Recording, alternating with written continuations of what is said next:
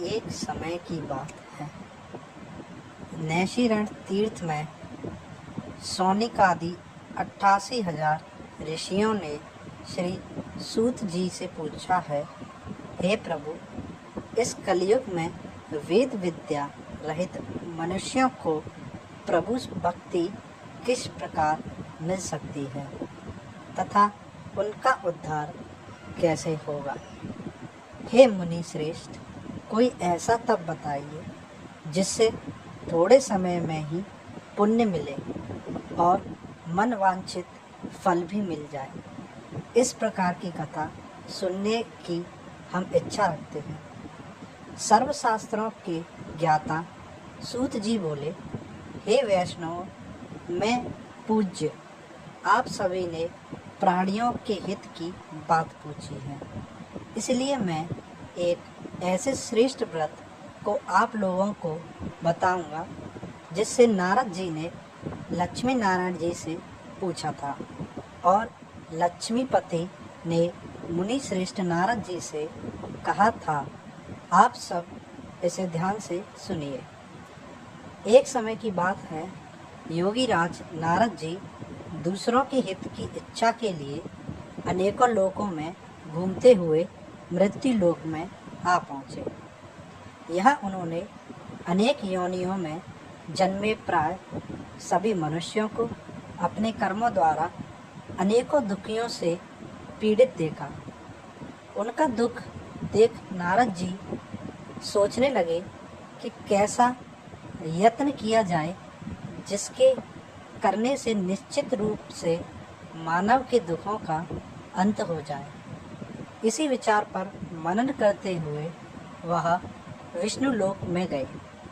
वह देवों के ईश भगवान नारायण जी से स्तुति करने लगे, जिनके हाथों में शंख, चक्र, गदा और पद थे, गले में वरमाला पहने हुए थे। स्तुति करते हुए नारद जी बोले, हे भगवान, आप अत्यंत शक्ति से संपन्न हैं। मन तथा वाणी भी आपको नहीं पा सकती। आपका आदि, मध्य और अंत नहीं है। निर्गुण स्वरूप सृष्टि के कारण भक्तों के दुख को दूर करने वाले आपको मेरा नमस्कार। नारद जी की स्तुति सुन विष्णु भगवान बोले, हे मुनि श्रेष्ठ, आपके मन से क्या बात है? आप किस काम के लिए पधारे हैं, उसे निसंकोच कहो। इस पर नारद मुनि बोले कि मैं मृत्यु लोक में अनेक योनियों में जन्मे मनुष्य अपने कर्मों के द्वारा अनेकों दुख से दुखी हो रहे हैं।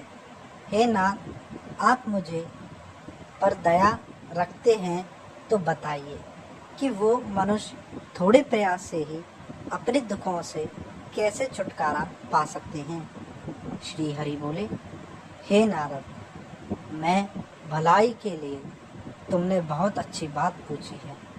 जिसके करने से मनुष्य मोह से छूट जाता है, वह बात मैं कहता हूँ, उसे सुनो। स्वर्ग लोक व मृत्यु लोक दोनों में एक दुर्लभ उत्तम व्रत है जो पुण्य देने वाला है।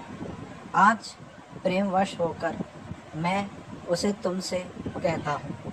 श्री सत्यनारायण भगवान का यह व्रत अच्छी तरह विधान पूर्वक करके मनुष्य तुरंत ही यहाँ सुख भोग कर मरने पर मोक्ष पाता है। श्री हरि के वचन सुन नारद जी बोले, उस व्रत का फल क्या है और उसका विधान क्या है? यह व्रत किसने किया था? इस व्रत को किस दिन करना चाहिए? सभी कुछ विस्तार से बताइए। नारद की बात सुनकर हरि बोले, दुख व शोक को दूर करने वाला यह व्रत सभी स्थानों पर विजय दिलाने वाला है। मानव को भक्ति श्रद्धा के साथ शाम को श्री सत्यनारायण की पूजा धर्म परायण होकर ब्राह्मणों व बंधुओं के साथ करनी चाहिए। भक्ति भाव से नैवेद्य, केले का फल, घी, दूध और गेहूं का आटा सवाला लें। गेहूं के स्थान पर साठी का आटा, शक्कर तथा गुड़ लेकर वह सभी भक्षण योग्य पदार्थों को मिलाकर भगवान का भोग लगाएं। ब्राह्मणों सहित बंधु बांधवों को भी भोजन कराएं। उसके साथ भोजन स्वयं करें। भजन कीर्तन के साथ भगवान की भक्ति में लीन हो जाएं। इस तरह से सत्यनारायण भगवान का यह व्रत करने पर मनुष्य की सारी इच्छाएं निश्चित रूप से पूरी होती हैं। इस कली काल अर्थात कलयुग में मृत्यु लोक में मोक्ष का यही सरल उपाय बताया गया है। इति श्री सत्यनारायण व्रत कथा का प्रथम अध्याय संपूर्ण होता है।